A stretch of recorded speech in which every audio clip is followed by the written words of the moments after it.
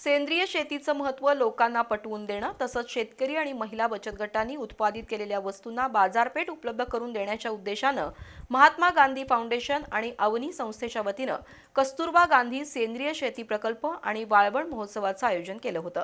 शुक्रवारी या महोत्सवाची सांगता झाली। 2 दिवसीय महोत्सवात 1.25 लाखांची उलाढाल झाली। तसंच सेंद्रिय शेती करणाऱ्या शेतकऱ्यांचा मान्यवरांच्या हस्ते गौरव झाला।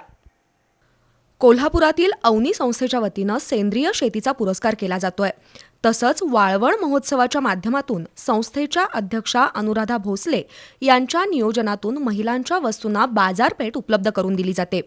न्यू कॉलेजच्या प्रांगणात आयोजित केलेल्या सेंद्रिय भाजीपाला आणि वाळवण महोत्सव विक्री आणि प्रदर्शनाला चांगला प्रतिसाद लाभला।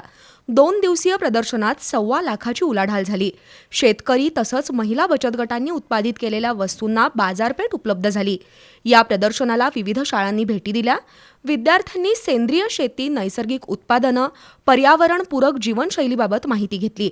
यावेळी SNDT महिला विद्यापीठाच्या कुलगुरू डॉक्टर उज्ज्वला चक्रदेव यांनी सेंद्रिय शेतीचं महत्त्व अधोरेखित करताना शाश्वत शेती पद्धतीचा प्रसार होणं ही काळाची गरज असल्याचं सांगितलं।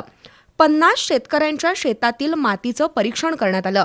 शेतकऱ्यांनी गुणवत्तापूर्ण उत्पादनाद्वारे ग्राहकांचा विश्वास संपादन केल्याचं त्यांनी नमूद केलं।